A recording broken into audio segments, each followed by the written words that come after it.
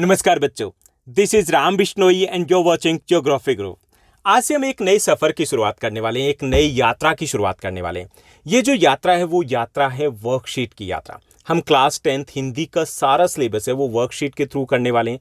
और ये जो वर्कशीट है बहुत आसान रहने वाली है, बहुत इंटरेस्टिंग रहने वाली है।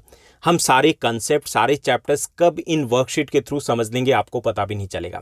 लेकिन आपको दो चीज़ों का ध्यान रखना है। पहला ये कि आपको वर्कशीट में कंसेप्ट के ऊपर फोकस करना है, यानी हमें प्रश्नोत्तर के ऊपर फोकस नहीं करना है। जैसा कि कई बार हम करते हैं कि हमें प्रश्नोत्तर को ही हल करना है, ऐसा नहीं करना है। कंसेप्ट अगर समझ में आएंगे तो इट मीन्स दैट हमारा फोकस रहेगा बोर्ड एग्जाम के ऊपर, हम बोर्ड की तैयारी साथ साथ करते रहेंगे। दूसरा ये कि आपको अगर काफ़ी सारे स्टूडेंट्स ऐसे होंगे जो अपने टाइम को मैनेज करके चलेंगे, उनको लग रहा होगा कि वर्कशीट अगर हम पूरे साल इसी तरीके से करते रहें तो हो सकता है उनको रिवीजन के लिए टाइम है वो कम मिले, तो वो बच्चे एडवांस में भी वर्कशीट करना चाहते होंगे। तो ऐसे स्टूडेंट्स जो एडवांस में वर्कशीट करना चाहते हैं तो सभी वर्कशीट आपकी क्लास 10th SST या इंग्लिश की है या फिर आपकी हिंदी की वर्कशीट है, SST आपकी इंग्लिश और हिंदी दोनों मीडियम में, तो वर्कशीट हमने ऑलरेडी डिस्कस कर चुके हैं। और उन वर्कशीट को अगर आपको एक्सेस करना है, पहले एडवांस में करना है, तो आप प्लेलिस्ट में जाइए, क्लास 10th SST वर्कशीट या class 10th Hindi English worksheet की प्लेलिस्ट में जाइए, वहाँ पर आपको सभी वर्कशीट मिल जाएगी, आप उनको शुरुआत से कर सकते हो। ओके। दूसरे ये कि आपकी हिंदी की जो वर्कशीट है वो शुरुआत की कुछ वर्कशीट थोड़ी सी कम इंटरेस्टिंग रहेगी, क्योंकि ये शुरुआत की वर्कशीट थी। उसके बाद की जितनी भी वर्कशीट है वो काफ़ी इंटरेस्टिंग रहेगी, बहुत अच्छे से सिलेबस को कवर किया जाएगा। तो चलिए शुरुआत करते हैं हम आज के इस सफ़र का।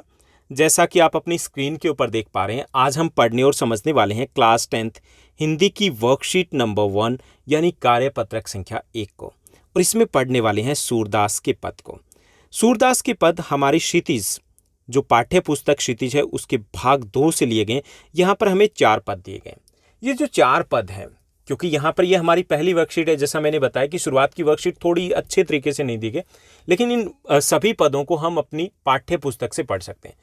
इन जो 4 पद दिए गए हैं उसमें बात की गई प्रेम की, बात की गई है विरह की, बात की गई है वेदना की, कटाक्ष भी है, व्यंग भी है, सब कुछ है। बहुत इंटरेस्टिंग से हमें ये पद दिए गए। इन पदों का सार क्या है कि इन पदों में श्री कृष्ण के मथुरा जाने के बाद जो श्री कृष्ण है वो खुद न लौट करके, स्वयं न लौट करके उद्धव के जरिए गोपियों के पास संदेश भेजा। अब जो गोपियां थी वो वेट कर रही थी, इंतजार कर रही थी किनका? श्री कृष्णा के आने का, क्योंकि वादा किया था। लेकिन श्री कृष्णा वो किसी कारणों से आ नहीं पाते, तो उद्धव को भेजते हैं। उद्धव को क्यों भेजते हैं? क्योंकि उद्धव है वो वाक कला में थोड़े चतुर थे, यानी कि लगता था कि वो ठीक से गोपियों को समझा पाएंगे। अब उद्धव जो है वो संदेश लेकर के आ जाते हैं, लेकिन यहाँ पर जो उद्धव की बात सुनने के लिए गोपियाँ तैयार ही नहीं होती। उद्धव ने क्या संदेश दिया? उद्धव ने संदेश दिया निर्गुण ब्रह्मा का और योग का उपदेश दिया और उनकी विरह वेदना को शांत करने का प्रयास किया। उद्धव ने कहा कि जो ईश्वर है वो कण कण में विद्यमान है। हम अगर महसूस करें तो हमारे दिल में है, हमारे आसपास है, हर जगह पे ईश्वर होता है। तो उसके लिए प्रत्यक्ष मिलने की जरूरत नहीं है, ऐसा समझाने की कोशिश की उद्धव ने। उद्धव ने यह भी कहा कि आप योग साधना के ऊपर जोर दीजिए, आप भक्ति कीजिए, आपको श्री कृष्णा के दर्शन यहीं हो जाएंगे। लेकिन गोपियां कहाँ मानने वाली थी? गोपियां थोड़ी आगे निकल चुकी थी। वो ज्ञान मार्ग की बजाय प्रेम मार्ग को पसंद करती थी। और जो प्रेम की धुन में एक बार लग जाए या रम जाए तो उसके बाद उसे कभी कहाँ किसकी सुनाई देती है, कहाँ सुन पाते हैं वो।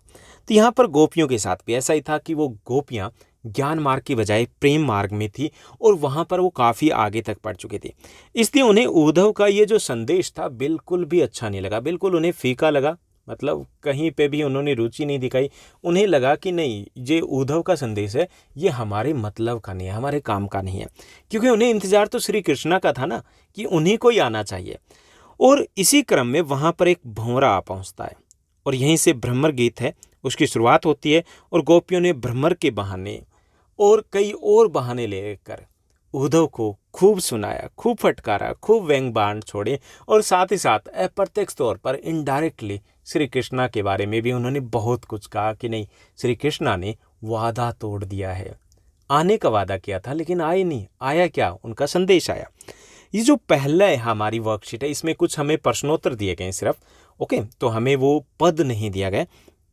पहले पद में गोपियां शिकायत करती है कि उद्धव स्वयं कभी किसी प्रेम के धागे से बंधे होते तो शायद उस विरह की वेदना का अनुभव कर पाते। यानी कि उद्धव हैं उनको वो भाग्यवान कहती है, लेकिन भाग्यवान कह के कटाक्ष कर रही है कि ये तो निर्भाग्य है, यानी कि इनका दुर्भाग्य है, भाग्यहीन है ये, कि श्री कृष्ण के पास रह करके भी इनमें बिल्कुल भी वो प्रेम भावना नहीं आ पाई। तो इसलिए क्योंकि उनमें प्रेम भावना नहीं है, उन्होंने कभी प्रेम को महसूस ही नहीं किया, क्या समझेंगे वो प्रेम को, क्या समझेंगे वो गोपियों के प्रेम को। इसलिए उनके ऊपर कटाक्ष किया जा रहा है, व्यंग किया जा रहा है। उसी से संबंधित हमारे आज के 5 आसान से प्रश्न दिए गए। यहाँ पे मैं आपको बता दूं कि ये जो फ़ॉन्ट का साइज़ है थोड़ा सा छोटा दिखाई दे रहा है, तो ये शुरुआती वर्कशीट में ऐसा ही आपको मिलने वाला है। ओके, तो चलिए देखते हैं 5 प्रश्न दिए गए हैं, कौन कौन से प्रश्न हैं जिनको हमें हल करना है। यहाँ पे पहला जो प्रश्न दिया गया, श्री कृष्ण ने उद्धव को गोपियों के पास क्यों भेजा था? ओके, ये बताना है। तो श्री कृष्ण ने उद्धव को गोपियों के पास योग साधना का संदेश लेकर भेजा था। क्यों भेजा था? क्योंकि वह जानते थे कि गोपियां उनसे बेहद प्रेम करती है और उनके विरह की अग्नि में जल रही है, तो इसलिए उन्होंने उद्धव को गोपियों के पास योग साधना का संदेश लेकर भेजा था। दूसरा प्रश्न दिया गया, उद्धव ने गोपियों को क्या संदेश दिया? उद्धव ने श्री कृष्ण का भेजा संदेश दिया कि वह योग साधना में रम जाए, जिससे उनके मन को शांति मिलेगी। अब गोपियां, क्योंकि वो ज्ञान की बात तो सुनना ही नहीं चाहती थी, लेकिन ये उद्धव का तो कार्य था ना, जो संदेश मिला था वो पहुंचाना। तो उद्धव ने श्री कृष्ण का भेजा संदेश दिया कि वह योग साधना में रम जाए, इससे उनके मन को शांति मिलेगी। उसके बाद तीसरा जो हमारा प्रश्न दिया गया, गोपियों को उद्धव का संदेश पसंद क्यों नहीं आया? गोपियों को उद्धव का संदेश पसंद नहीं आया क्योंकि वह श्री कृष्ण के वापस लौटने का इंतजार कर रही थी, न कि संदेश का। उसके बाद चौथा प्रश्न दिया गया, गोपियां उद्धव से क्या शिकायत करती है? गोपियों ने श्री कृष्ण पर यह आरोप लगाया कि उन्होंने प्रेम की मर्यादा का पालन नहीं किया, क्योंकि स्वयं आने के बजाय उन्होंने उद्धव को संदेश लेकर भेज दिया। तो इस प्रकार की शिकायत करती है, किससे? कृष्णा की शिकायत करती है उद्धव से कि जा करके कह देना उनको।